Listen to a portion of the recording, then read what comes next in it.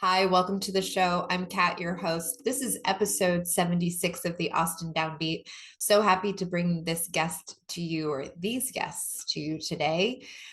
Before I do, just a quick note about a format change. The rundown will all be visible on my Instagram handle at Austin Downbeat. So be sure to head over there and check out who's playing for the rest of this week. It's going to cover today, November 17th through the 20th. So just a couple days for this one. And then we're back in regular schedule for next week. But again, that's at Austin Downbeat on Instagram if you want to check that out.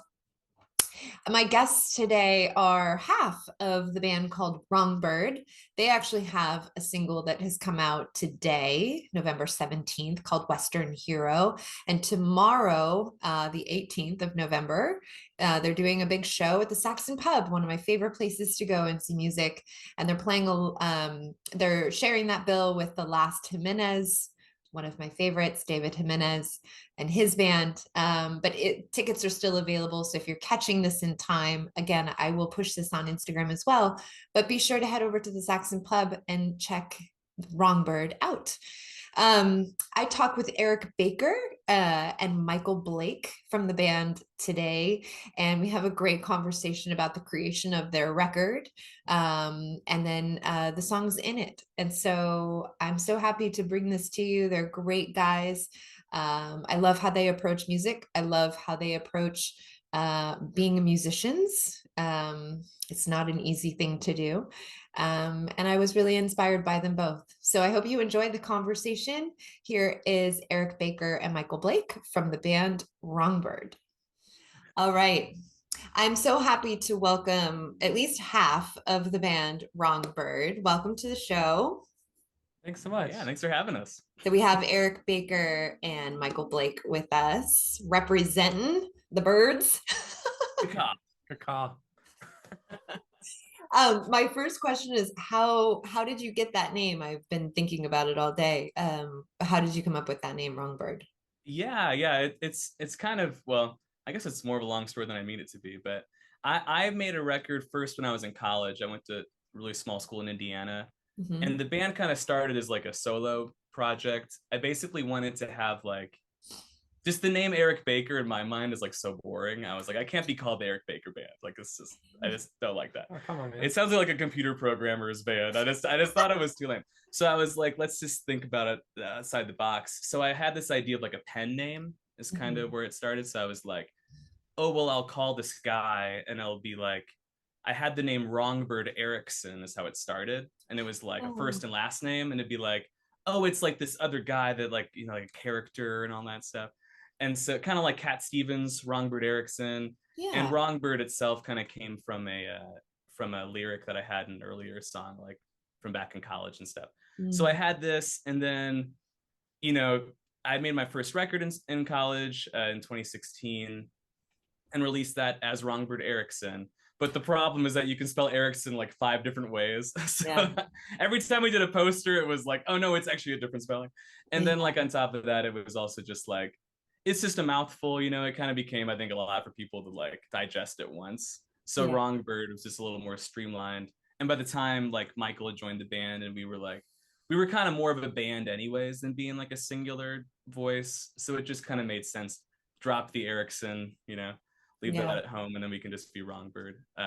But the whole idea, it's kind of like it's like self-depreciating on purpose, like this idea that like everyone wants to be like so right without caring if they're true, and like I know I specifically like this posture of this band a lot of times in the songwriting. It's just like, yeah, maybe I don't know what I'm talking about, or I'm so small in the universe and like that's like an okay thing and like a great thing, instead of being like I have to know what's right all the time. So there's kind of some of that in there too. It's like intentionally supposed to be a little humorous, I guess. I love that. It's so refreshing because that is such a wonderful, especially in the world today and during our lifetime, where we're seeing so many different things that I think before sort of the recent, I would say like the last 10 years, I sort of reserved that kind of experience for just my parents' generations or my grandparents' generations of having to kind of go through hard things. And now here we are in our lifetimes where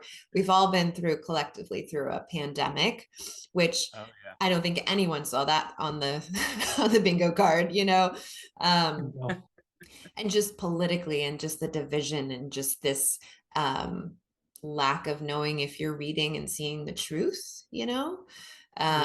There's just so much of that. So I find it so refreshing to be on the opposite side and just be like, because one of the things that I do in my own life quite often is zoom kind of in and out of how big I am and how small I am in any given moment. And I think that that agility is really kind of the secret to life. For me, it is. To do that with grace. And so I love sitting in the place of just being like, I am a speck. And that's good. And it's so simple. It can be so simple to just be a speck and just, you know, and then for you guys just to sit in that space and make some beautiful music from that space. Like, you know, that's it. That's all that matters. That absolutely has kind of accidentally become a theme of a lot of the music. And like, it's weird how you see the through line. We made a record over the last couple of years during COVID and during all that time of craziness and confusion, and that kind of ended up being, I think, you know, one of the main themes of the album when we looked back on it. Yeah, I remember when we kind of first started working in earnest on demoing and getting all the songs picked out.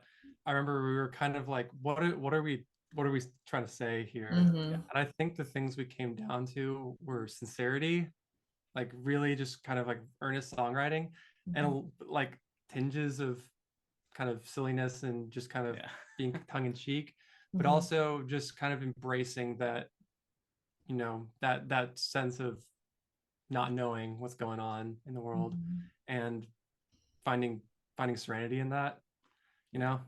And I think that was a really, really, you know, that was a really good North Star for us through the writing process. We never like lost our way. We were very much on the good and right with that. We kind of can't help but view it that way, I think. Yeah. There's something really powerful when you just sort of sit in surrender. From a creative standpoint, do you find that when you sort of let go and you're just like, okay, we're going to surrender a little bit, does that open the faucet a little bit more in a way, or does that have any sort of control over the faucet of creativity and what comes out? I definitely think so. I mean, it's kind of like almost a cliche to be like, if you sit down and say I'm going to write a song today, like, good luck, you're not really going to be able to accomplish anything.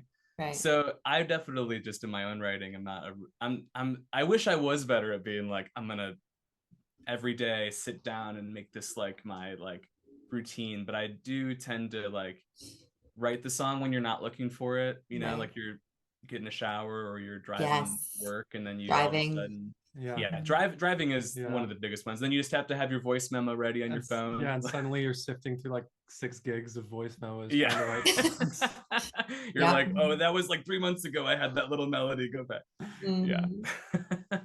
But it's just when you least expect it, for sure.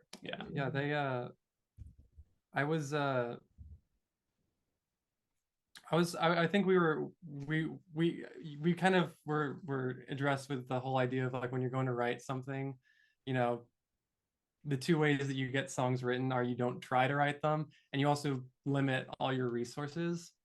And so we did one of those things. We tried to just like let it come as it comes as it did, you know, in its time, take our time, didn't really rush things.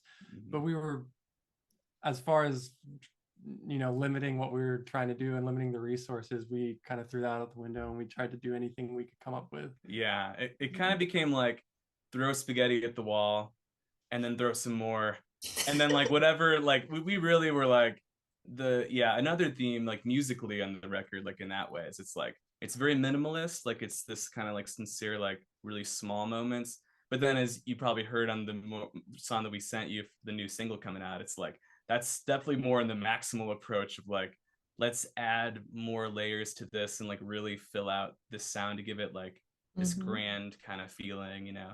That was like totally, it's kind of like yes and we did these very tender moments, and then we were like, let's build and build and build until this is like a huge statement, even Yeah. if the statement is like kind of like what's going on? Yeah. I don't know. Or like, Western Hero, like, it's my favorite part of it is it's like it's all hypothetical. It's like Yeah. just it's like a random thought you have one day, but what if that had like the treatment of like a symphony? That was kind of like Right. our idea. Yeah, like your random daydream while walking down the street suddenly becomes a reality, and there's a studio chorus behind Yeah. Yeah. Yeah. It's like Yeah. every Very thought should have theatrical. that every now and then, Yeah, I love it. So speaking of that, you have your new single coming out on November 17th, Western Hero. Yeah. And you want to talk a little bit about the story behind that song? Yeah. I mean, that it's probably, I mean, on this record we made, it's definitely one of my favorite tunes, which is probably why it's a single. But we yeah, it's one of those ones it really, speaking of writing and kind of spontaneity in it just it definitely came randomly one day. It's just you're strumming the acoustic guitar at your house, walking to the kitchen or whatever, and you just start singing this line. I feel like I could be a Western hero, and it definitely, it's supposed to be some of that tongue-in-cheek humor. I think looking back at it, it definitely is a little bit about my own experience. I grew up in the Midwest, so I think when I came from around Chicago and I moved down to Austin, I had this idea of like what Texas was and what the music scene was, and like, and thinking of myself as a Texan. I grew up with my dad watching like John Wayne movies and Jimmy Stewart and like all of those like old classic Westerns. So I think for me, it was like just kind of this like kind of satirical, like, now that I'm in Texas, I feel like I'm like a rootin' tootin' cowboy when like really I'm like not at all, and nothing's changed really. But it's kind of like an exaggeration of that is where the lyrics at least came from, for sure. Yeah, just kind of taking that dreamlike logic and just really, yeah, like we said, kind of making this really simple idea like super intense. Yeah, you take like one kind of, I love it when there's a lot of power in like a fleeting feeling, or a fleeting thought, and to be able to capture that musically and sort of blow it up and just dream it, is it sounds like it was really fun to do that, and it certainly sounds really good. Oh yeah, thank you. Yeah. No, it was a blast. I mean, given these songs, like Michael, actually, we're actually in kind of his home studio right now, and we demoed basically every song on the record. We did a demo here, and then like a year later, because it's COVID, so everything was super slow and it took forever. When we finally got to really record them and like, yeah, be like, this isn't just the drum track for demo number 3. This is like the real drum tracks. Yeah. We put the strings on, and it was like, no, we mean it. Like, this is the actual string parts. It was just crazy to like listen to and be like, oh my gosh, that was like 3 years, now it's here. It was like we laid down all the core, like, the 4-piece instruments, and we're like, this sounds so good, this sounds the best take yet, and then we'd add in backing vocals, and it was like, oh, this is even better. And just every time you added a new layer, percussion tracks, harmonies, the strings, like on this song, when we added those strings, with Charlie, who played bass on the record, he also did the strings for the record. He's an incredible violin Charlie player. Anderson. Yeah, Charlie Anderson Esquire. He really, really like nailed down. He knew what we were trying to do. He was really on top of it, and it just came out. Yeah, I wouldn't say exactly how we planned, because it never does, but it was better than I could have ever hoped for. Yeah, like more than anything I've ever made musically, this is like, that's about as close to my thought of what it should be like than it ever could be. Like, it was really surreal hearing it. That's so cool. Just sitting here listening to you talk and looking at your faces as you're describing that, I see pure joy in your just remembering your experience and what you guys get to do. Are you, just stepping back and kind of zooming out for a second, I don't know if you guys are full-time musicians or not, but just this whole crazy thing of what you guys do, of making music, performing, recording, is it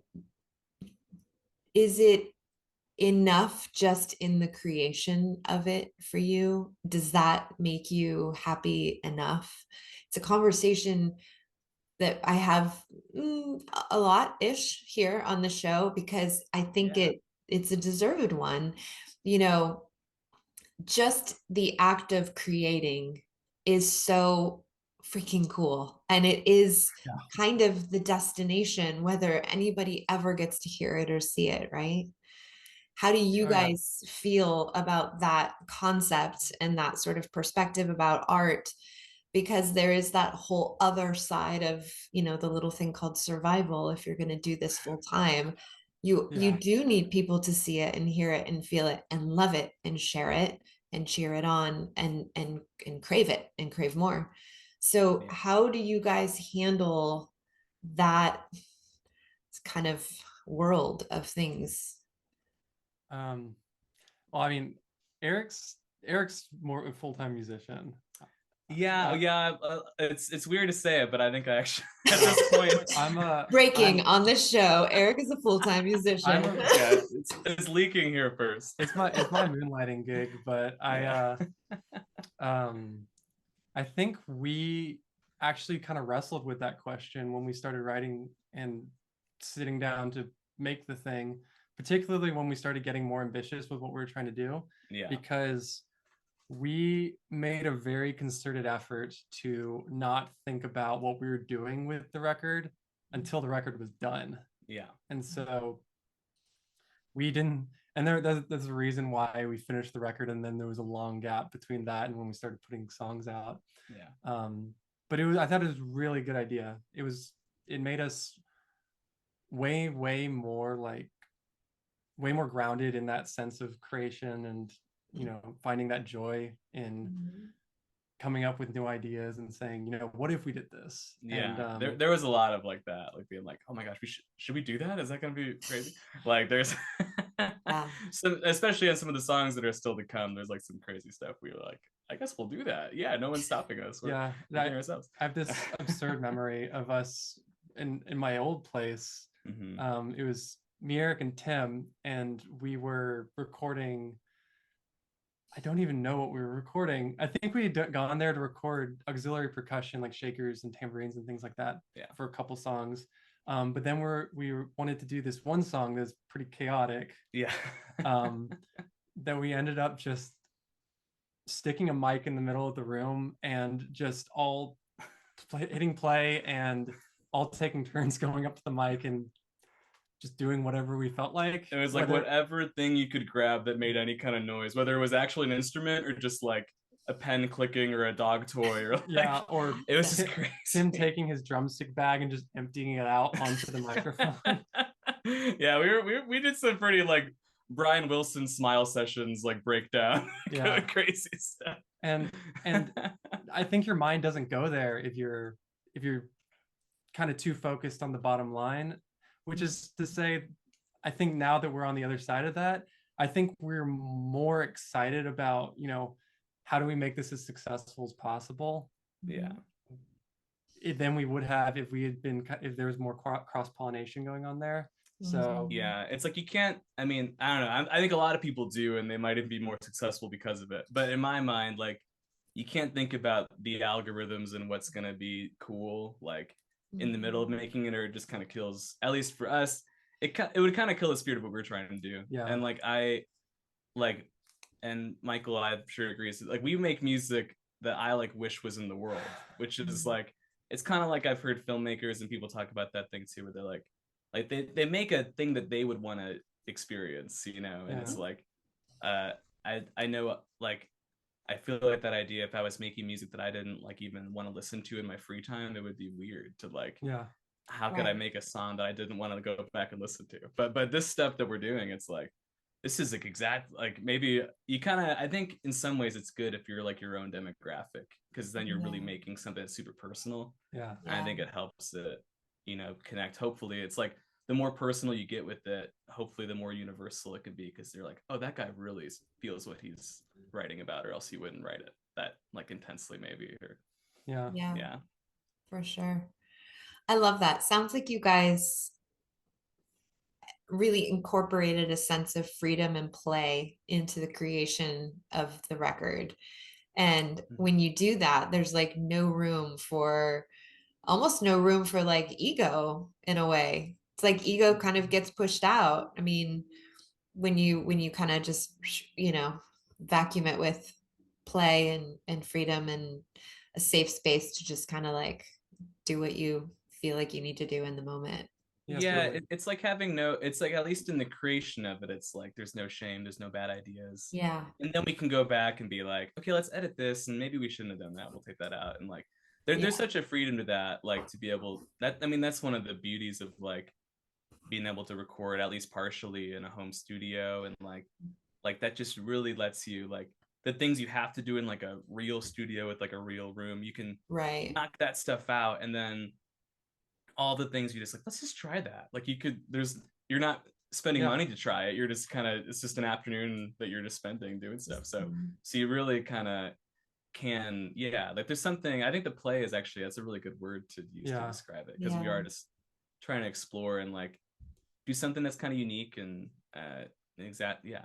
every song is kind of gets its own treatment for whatever it needs, instead of making a song, like we said earlier, you know, being like a 4-piece band live. Mostly it's easy to just make a record where everything sounds basically like it would live, maybe with a couple overdubs of guitar or whatever. But we were like, let's make every song like exactly like what it should be, and different instrumentation depending on what the song should sound like. And we really went for a white album style approach, or albums that are kind of artistic in that way, of like, let's be really creative with our choices of everything, and no song sounds the same, hopefully, is what you'll hear. It's kind of a response to what we did on the EP that preceded it, who is Wrongbird, because that's live performances captured a 4-piece with a handful of overdubs, and it captures that pretty well. Like it feels very live and very raw and very aggressive, and it's how we play the songs live. And you know, I think that was the right thing to do at that time. This was kind of, we swung really hard in the opposite direction, and it felt really good to do that. That was also from a time when budget-wise it was like, all right, I have enough money for one studio day, everyone record your parts, go. It's like, we got to do 5 songs today so we can pay for it. There was a lot of that constraint too. We were a little more relaxed this time around. There's no play. That was like, we got to get the job done. I love that. So have you guys ever played at the Saxon Pub before? We did one time before with this band. It's a great room. That was, I think, I mean, I've loved, you know, seeing shows there. Like, they have so many great residencies there, and just, it's one of the spots you can tell people like any night of the week you'll go and see something really cool. And when I have friends visiting, it's like you have to go to the Saxon. It's like those are the top 3. They're like all in that conversation of like, you're gonna see awesome music every night. So you guys are doing a single release show there on the day after your single comes out, on November 18th. And people can get tickets. You have to buy tickets to that show. Yes. It's great. We have them on our, you know, on our social media, like on our bio there, or on the Saxon website. You know, you can go to their website too and get stuff. Perfect. And we're playing with the Last Jimenez, who's a really talented. David is I would call him a friend. Awesome. An actual friend. Love him. He is face melting and heart mending at the same time. I feel like the way he sings and plays. So he's a good person for you guys to play with. I really I've seen him actually more as a guitar player, like with Kelly McQuee and other like people in town I've seen him play with. So I'm really, I mean, I don't know if I've actually seen like a full solo set before, so I'm really excited. Like, and that's why I chose it. I was like, I want to hear this guy. And when am I gonna get a chance to? You guys need to show up on a Friday night at like 8:30 up at the gallery at Continental Club. And go see him. It is so good. It's so good. Jan Fleming plays the organ, you know, Nico Elefante on drums. And I did know that Nico was playing with them. And Harmony Kelly has been playing, she's coming on. Harmony plays bass with him sometime. I think she's doing a few shows with him coming up. But anyway, it's insane, and he's so good. He's so good. Yeah, no, definitely a big fan of that guy. Yeah, we're very Yeah, fortunate. you guys together on I'm the just same glad he film. said yes to open. I know. I think together, I can see it together. I think it's a really good fit, and I think you guys will pack the Saxon. So I'm super excited for you. We're really hoping to, yeah. Yeah, well, good. Well, I'm gonna shout it from the rooftops as well. Oh, heck yeah. Yeah. You're welcome to be there. We have a guest pass for you, no worries. Oh, yay, yay. That's so fun. It's always nice to get a seat there. Oh yeah, that is true. A little real estate is nice for Kat. Yeah, oh yeah. Well, and that, you know, about that room too, it's like, it's one of the closest things we have to a listening room still in Austin, but you can also still rock out there. It's like, yes. So there's a good balance of, we don't have to like play a stripped down set necessarily, but we, you know, also people will be hearing the songwriting hopefully really well there too. So. And people that go there, even though they tend sometimes to be tourists, I feel like generally they're pretty respectful and they understand. I think people understand Austin is a very like music first kind of city, you know. So even tourists, which can be obnoxious at times, tend to sort of get it eventually. Just commands respect. Yeah, I mean, it's a legacy spot, you know. Yeah, I agree. When we first got the show there, like the first time, I think, it was like in May or something when we first played there, and it just really felt like, oh man, like we're like a real band, we're playing. Yeah, I would imagine so. Yeah, that's one of those, you kind of can't hide from pretending. The imposter syndrome has to kind of melt away a little bit when you're like, because you're like, we wouldn't get booked here if we weren't supposed to play here. Like it kind of becomes a affirming thing to be in those kind of iconic Austin venues, you know. So I'm excited for you guys. So you've talked about this album that you've spent kind of the last couple of years recording. Everyone has sort of a different strategy on releasing after recording. What is yours, and how are you going to handle releasing of those songs? Yeah, the big question. Yeah, we are the journey is being taken a day at a time. I mean, that's the only hindsight I would say is that, like, we were really focused on the creation of these songs, and then like our promotion is like, it's so hard to jump into promotion mode afterwards, you know.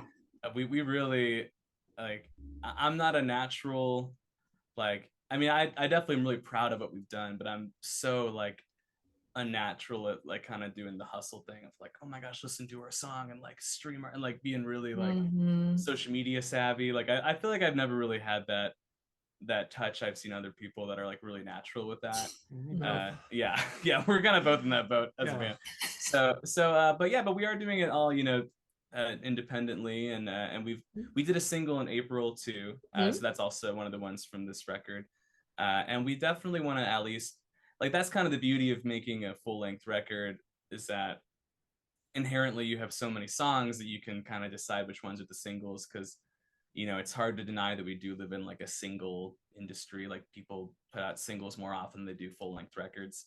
So kind of building up to it, we have the chance to almost test out all these different songs of such different vibes to them. So it's like, oh, maybe people really connect to this Western Hero song, or maybe they'll connect to the next single like intensely, and it almost will, at least for me, long term, once we put out the whole record and everything, the songs that people gravitate towards the most, it's almost telling us like, oh, well, that instrumentation and that sound really was something that people liked when we did that, so maybe we should lean into that more next time. And it's kind of, there's so many different, it's like a big variety sample of all the sounds being so different on the record, that we're hoping it will maybe, you know, it'll tell people what they like the most and what we do. And that's kind of long term what I see. I mean, we started off with two pretty different songs, and so we might keep that going, we might not. Mr.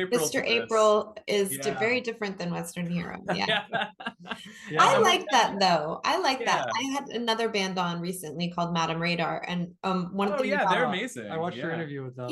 Oh, thanks. One thing about Madame Radar that I love that also is challenging for them is that their songs are really different too. So bookers are just like, I don't know who you are, and I don't know. I like, that's the cool thing. you know? That's kind of why we landed on this term. Like we've been kind of toying with the term of our own genre. So we've said wrong rock is kind of like our that's kind of been our catch-all to be like, yeah, it isn't really a thing. It's Writing kind of that all over down. the place. Oh yeah. Yeah. Yeah, copyright pending on that. Yeah. But, I love that. but yeah, we've been really kind of trying to, yeah, how do we synthesize all that we made into like more of a package, and doing things like this has been we haven't really, you know, had the chance to do interviews very much to talk about our creative process and Yeah. what we put into this. So doing things like this is Yeah. also really helpful for us. And yeah, I would say from a listener's perspective, one of the things that I think helps bands like you guys and like Madame Radar and just folks that maybe on purpose don't really even want to fit, you know, in a space, um, is let us know who you are. Let us fall in love with you guys. Let me know who you are, because then I know what I'm going to get. Because like when I go see Madame Radar, I know those guys. I know their different personalities. I know exactly, like it's them that I'm going to go see, because I know and I grew to trust that anything that comes out of their faces and their instruments is going to be so badass, because I like them and I know they're talented, right? So it's like I trust them. So I think that would be the only thing I would say for you guys and any other band out there listening. Like, let us know who you are, so we can if we can't predict what's going to come out of you, then let us at least predict that we just love and adore you. You know what I mean? Absolutely. And that's how I'm, you know, there's so many bands that I'm just Yeah. for the exact same reason, just as a musician, and then bands that I'm into. Yeah. And I think that hopefully, yeah, that's and I think that even like that's another thing we said a lot when we were making this record was like the idea of like, yeah, every song sounds really different. It's almost like you're hitting shuffle on a radio, and all of the instrumentation maybe changes a lot, but the vocabulary, and again, it's like that posture, we hope is like the constant in the Yeah. it's like even though it could be a wildly different genre sounding song, it still sounds like Wrongbird would be singing that. Yeah, Sure. so we do. I mean, I think that's a great kind of mantra for us, and like for bands that are trying to be eclectic, you know, and try out different things. It's like, yeah, the hopefully the songwriting vocabulary is like similar enough that you can like feel the through line of the record, even though it changes so much. So yeah. And you brought up the Beatles. You brought up the Beatles, and I think they are a great example of just a testament to that, right? Like they took us through so many different adventures in their minds that became music and different albums, and they tried so many different things that were influencing their actual lives. But you can still hear John and Paul and George, and like, you know that it's them, because there is, like you said, that through line that it's them doing it, you know? So yeah, I think it takes time to build that relationship with listeners. But if you're consistent in that, and if you dig what you're doing and you're doing it because you love it, I just say keep going and keep doing that, and don't even think about, you know, trying to fit into one genre or be anything that you aren't, because what you do is great, you know? I mean, yeah, my ideal world is we have like a like we're one of those cult audience bands. Yeah. like 5-10 years down, and everyone's like, did you hear this record that came out of this Austin band? Like, yeah, like, yeah. I you can can't see like that. I mean, it's hard to set out with that being the goal, but I do think that there's, I mean, so many bands that I love. I mean, and the Beatles, they're like kind of a cult band and kind of a mainstream band. I mean, obviously like one of the most mainstream bands, but the people that are like real Beatles nerds are like real nerds into it. Myself included in that camp. So there's like there's a lot of that kind of thing when, you know, when you have an audience of music nerds, it's kind of cool too, because then they're really paying attention to what you're doing, and they really appreciate those kinds of things too. So having that really personal relationship with the fan base, I think, is really cool over a long period of time, you know. Yeah, I love that. Well, guys, I'm excited for you. I'm going to try to get my butt over to Saxon Pub on November 18th to catch that single Right release on. party, and everyone watching and listening should too. I'm really excited, and I can't wait to hear more of the album because it's good. It's like we said, it's kind of an adventure. Every time one song comes out, it's like, woohoo, party. Yeah. Oh, thank you so much. Yeah, I'm glad it feels that way. Yeah, it does. Congratulations. I know that it is a lot of work to record and create the songs and put them all together and then record them and that whole process. And then just so many emotions. And it's a big deal. It's definitely a birth of a kind. And so congratulations on that. And you're getting to release them little by little, and that's exciting. Yeah, thank you so much. Yeah, we're really looking forward to people hearing this song and everything, and then what else is to come and all that. So Yeah. I appreciate you having us on to get to talk about this. Of course, Really cool. anytime. It's been a blast. Yeah, so nice to meet you guys. Can't wait to see you in person. I'll come and give you a big hug. Yeah. Yay. I'll be like hugging your drummer and your bass player. They'll be like, who is this woman? Yeah, like, we go way back. Remember Western Hero? Don't you remember me? They'll be like, no. Well, we'll prep them for the crazy lady at Saxon. Yeah. Prep them for the crazy lady at table 2. I love it. Well, Michael and Eric, thank you so much for stopping by. Wrongbird is the name of the band. New single coming out November 17th, and a big party at the Saxon Pub on the 18th. So be there or be square. All right. And be square, because I feel like square kind of fits, you know? Yeah, we're for any shape. You're fine. Yeah. All right, everybody. That does it for this episode with Wrongbird. We will see you next time. Thanks for watching. Bye. Goodbye.